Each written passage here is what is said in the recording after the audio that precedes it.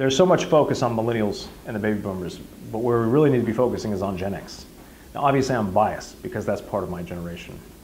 But there's this picture that's been painted in our culture today that the millennials had created a shift in the way that we do business, in the way that we think about the world and so on. But that's actually not true.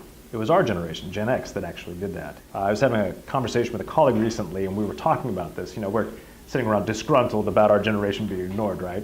But looking at, here's the reality. We grew up in a world raised by our parents who are the baby boomer age that were passing down these worldviews and these ideas about the way that the economy, the market, the way that the world worked in general.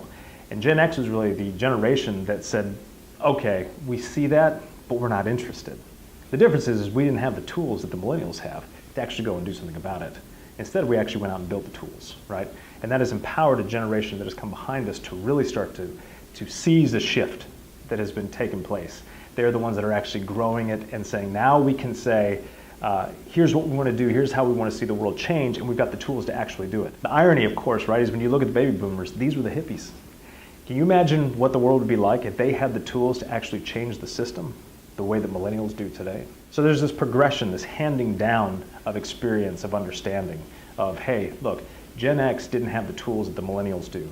And so we're kind of caught between two worlds, an old world, an old idea of infinite growth, and this is the way the world is, and we can consume our way to the top, and a new idea of, no, you know, there's limited growth, we have to have sustainable growth, we have to think about things a little bit differently. We don't have to fall in line with the way the old systems worked.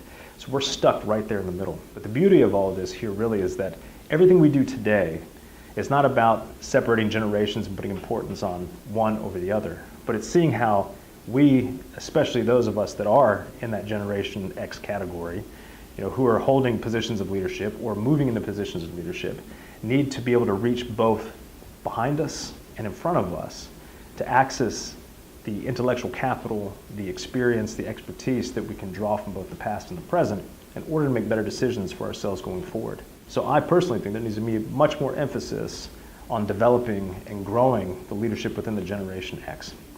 And we also need to recognize that just because advertising companies are looking at boomers and millennials because of the greatest demographic, it doesn't mean that the answer is just in those two places. For those of you that fall in the same generation as myself, realize that it's us. We have seen both sides of the coin. And we know more than we think we know. Even if we can't coherently use Twitter or Facebook, and I would admit that I'm one of those folks. But we have to recognize that there's great riches on both sides. But it's those of us in the middle that can actually take and do something with it.